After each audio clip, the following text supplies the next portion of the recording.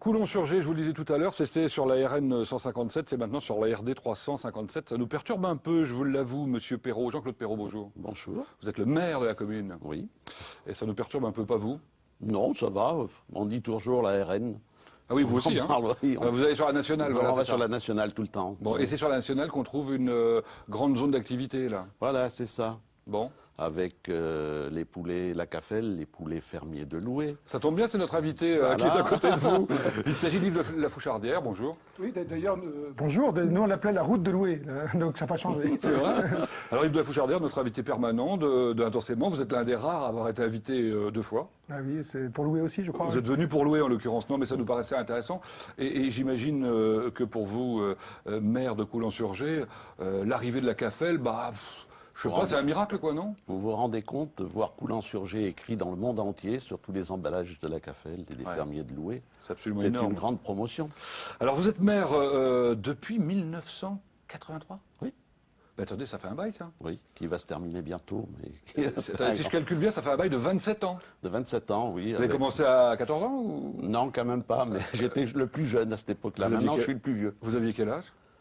En 83, j'avais 41 ans. Bon, dites donc, c'est pas mal. Ou alors vous faites très jeune aujourd'hui, c'est ça aussi. Hein. Vous êtes 3e vice-président de la communauté de communes et vous êtes chargé de la culture et de la préparation des budgets. Vous êtes président du CIVOS de l'AG. C'est quoi le CIVOS? Syndicat intercommunal à vocation unique Qu'est-ce qu'on met scolaire. dedans? Tout ce qui est scolaire. Tout ce qui est scolaire, d'accord. Vous étiez instit? Oui. Pas professeur des écoles, si? Si, je l'ai été aussi en fin de carrière. Et vous avez été d'ailleurs directeur de l'école de Coulon-sur-Gé? Oui, depuis 1967.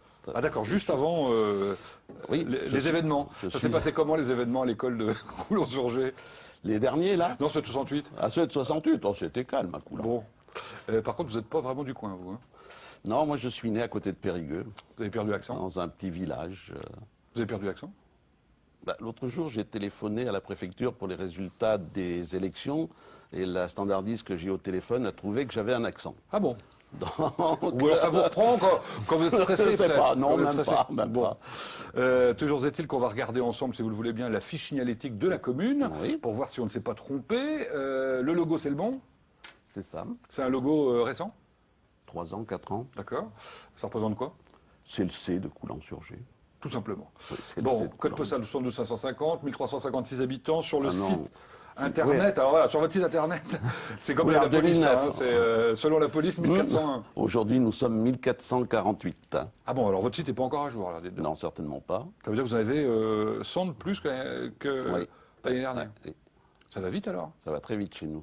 Combien de kilomètres du Mans? 17. 15 kilomètres du centre-ville, en gros. Ouais, 11 kilomètres de l'hôpital. Donc des lotissements, etc. quoi. Oui. Bon. 2748 hectares, c'est une commune assez importante. On les appelle comment, les gens de Coulon-sur-Gé? Les Coulanais et les Coulanaises. Tout simplement. Communauté de communes. Des pays de Loué. D'accord, le président... Pas des poulets de Loué, des pays de Loué. Le président étant également votre conseiller général. Voilà. Il s'agit de... Michel Drouin. Bon. Le président de la Sarthe étant Marc Joulot. Voilà, on sait tout sur la ville Coulon qui est devenue Surgé récemment, en fait. Hein. En 1932, si ma mémoire est bonne, un 4 avril. Ah oui. À 9 h du matin. Ah, flûte, c'est dommage, on aurait dû faire ça dans 2 ans, on était presque à l'anniversaire. Oui. À 9 h du matin. J'ai lu ça dans la délibération. D'accord. Et pourquoi en 1932? Pourquoi pas avant? Je ne sais pas, c'est le préfet qui avait, ou le ministre par le biais du préfet qui avait demandé que l'on précise, parce qu'il devait y avoir plusieurs coulants en France. D'accord. C'est comme ça que Brin est devenu aussi Brin-sur-Gé. En matière de patrimoine, vous avez de belles choses. L'église Saint-Martin, qui a connu des époques successives et des restaurations successives, 12e, 16e, 19e. Voilà, c'est ça. Consacré par un des premiers évêques du Mans. Oui. Je crois. Vous avez des châteaux aussi? Ou un château? Un château et le château de Monsieur de Beaucourt. Ah, je crois que c'est la famille Pasquier, mais ça c'était avant. Ça a été la famille Pasquier avant, mais il est rentré dans la famille de Beaucourt à la suite de mariage. Je crois qu'il est rentré par les femmes. Et vous avez même les douves d'un ancien château fort, je crois. Oui. C'est pas au même endroit? Si, si. Ah si, c'est au même endroit. On les voit sur certaines photos. En matière de patrimoine, vous aurez autre chose qui va bientôt traverser la commune? Oui, la LGV. C'est calme pour l'instant. C'est pourtant 50 et quelques hectares qui vont disparaître du monde agricole. Et alors, ça complexifie les transports, etc., j'imagine. Ça va, oui. Ouais. Oui. Une nouvelle gendarmerie? Une nouvelle gendarmerie inaugurée au mois de... Je suis en train de chercher, je sais que j'étais absent. Octobre, voilà. Octobre. Alors moi, je lis occupé depuis le mois de mai. D'accord. Je lis que la gendarmerie existe depuis 1877. Je pensais que les gendarmeries, c'était uniquement dans les chefs-lieux de canton, moi, vous voyez. Oui, mais Coulan a été chef-lieu de canton? Non, il a un statut spécial. Coulan est exceptionnel. Oui, n'est-ce pas? On peut le dire. Voilà. Qu'est-ce que vous en pensez, vous, Yves de Fougervière? Une gendarmerie pour les pays des poulets de louer, c'est logique. Bravo, bien vu. En tout cas, pourquoi le choix de Coulan, voilà, et pourquoi pas Loué, justement, tout simplement? Parce que c'était la route de Loué, parce qu'on était au Mans et qu'il fallait pas trop s'éloigner du Mans non plus, et que c'était l'entrée de la communauté de communes. Et en plus de ça, on avait un de nos éleveurs qui était sur place et qui libérait une exploitation de 10 hectares. Donc c'était l'endroit un peu idéal et on est juste à proximité justement du château de Coulan, à côté d'une très belle forêt. Donc c'est vraiment un endroit très très sympa. Alors vous présidiez, vous dirigez les destinées de la CAFEL. Rappelez-nous ce que c'est que la CAFEL. En fait, c'est un groupe de 5 ou 6 entreprises qu'on appelle les fermiers de louer. C'est bien plus simple. La CAFEL étant la coopérative de tête et qui a 1000 éleveurs, donc qui se situe dans la Sarthe pour la grande majorité, mais aussi dans la Mayenne où on a à peu près 180 éleveurs. Et donc on produit les fameuses volailles de louer, donc que ce soit tout ce qui est à plumes en fait, un canard, une patate, une noix, une dinde, une poule pondeuse et ses œufs, donc voilà, tout ce qui a des plumes est élevé par louer et toujours à l'extérieur, donc avec des animaux qui courent. Alors les Sartois sont assez fiers, je pense, d'avoir ce magnifique label, et pour cause. Comment vous vous situez par rapport aux autres labels en France? On a le plus gros label, donc, très clairement, puisque c'est à peu près le quart de la production des poulets fermiers en France. On a le plus connu. Et puis j'ai un sondage qui est sorti récemment qui dit que le poulet fermier est le plat préféré des Français et que Loué est la marque préférée de poulet français, des Français, pour 57% des Français. C'est un très beau sondage. C'est-à-dire que vous vendez sur la totalité du territoire? Absolument. D'une manière relativement uniforme? Oui, de manière très uniforme. On en trouve dans tous les magasins de Nice, de Perpignan ou évidemment de la région parisienne. Et en matière d'exportation? Plus dur l'exportation parce qu'il faut manger un petit peu comme les Français pour apprécier un poulet fermier. Donc il faut accepter de manger des poulets rôtis. Un Allemand a tendance à bouillir sa viande ou un Anglais aussi, donc c'est moins évident de trouver une différence pour une volaille élevée plus longtemps. Donc en fait c'est plutôt français, on exporte à peu près une dizaine de pourcents de notre production. Bon, alors là vous vous êtes installé donc à Coulan-sur-Gers pour bénéficier d'espace, de confort, continuer votre politique de développement durable? Oui, gagner de la visibilité. De manière très bizarre, au Mans on n'avait pas du tout de visibilité, puisque Avenue Robillard, on n'était pas à notre place. Ça va devenir quoi, ça sera vraisemblablement un programme immobilier. Donc, parce que l'endroit est très bon pour ça. Et donc on a retrouvé de la visibilité, et surtout on va pouvoir aller vers les Sartois, puisqu'on va installer un poulailler pédagogique, sur lequel on aura des poules pondeuses, et on recevra des écoles. Il y a plein d'instituts qui n'ont qu'une seule envie, c'est d'emmener les enfants à la campagne, mais il faut pouvoir les recevoir. Et puis on aura peut-être des cours de cuisine, on a plein d'idées. Donc j'en parle avec monsieur le maire, mais on a au moins 10 ans de travail devant nous. Et un restaurant aussi? On y avait pensé, sans doute des cours de cuisine, peut-être pas un restaurant, donc ça reste à faire. Donc il y a un très beau restaurant à Coulan. Et je crois savoir que vous aviez prévu de faire un magasin de vente directe. Absolument, absolument. Il y a aussi le projet d'une boutique de vente directe. Il y a beaucoup de demandes, on vend entre beaucoup de foie gras. Donc ça pourra vous rappeler Périgord. Vous êtes sur une zone communale ou intercommunale? On est chez nous, mais en fait, la zone était communale, quoi. Les zones étaient intercommunales. C'est vous qui touchez la taxe professionnelle, qui ne sera plus une taxe professionnelle bientôt, quoi. C'est ça. Oui, c'est ça. Oui, pour vous, c'est quand même, c'est le Père Noël un peu, non?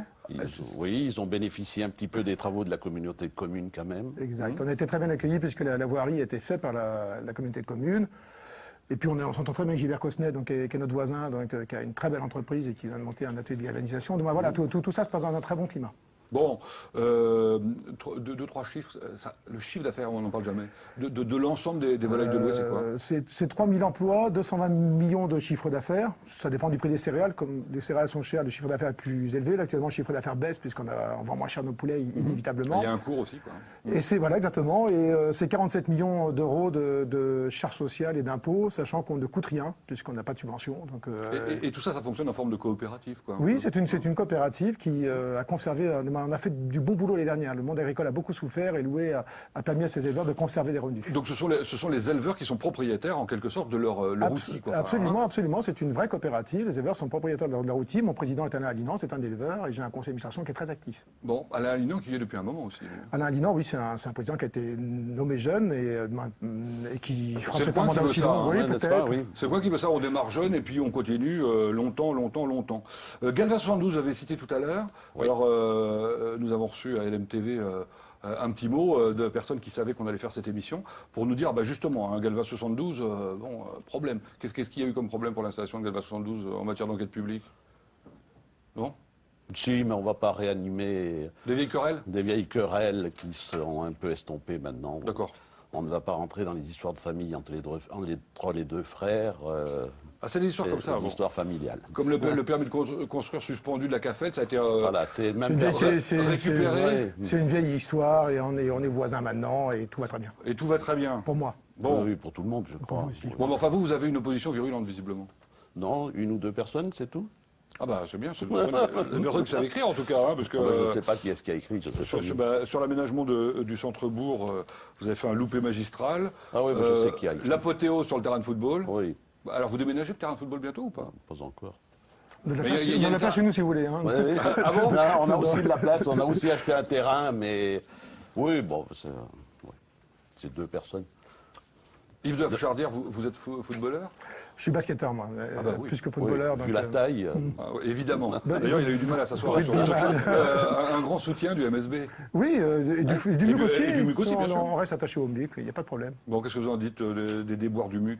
Moi, quand on joue au sport, il peut y avoir des gagnants et des perdants. Donc, parfois on gagne, parfois on perd. Le MUC a perdu cette année, ils gagneront l'année prochaine, ou on verra. Mais moi, je suis très, très prudent avec les gens qui hurlent quand ça va pas bien et qui oublient quand ça allait bien. Donc voilà, donc je hurlerai jamais, moi, contre... Et on ne tire pas sur une ambulance. Et on ne tire jamais sur quelque chose qui va un peu moins bien, parce que le temps de faire grandir tout ça, le MUC reviendra haut. En tout cas, ça va bien pour Coulances-sur-Gers. Je parlais de Galva 72 tout à l'heure, c'est quand même une belle entreprise qui s'est installée là sur la zone. Ça va continuer à grandir, la zone?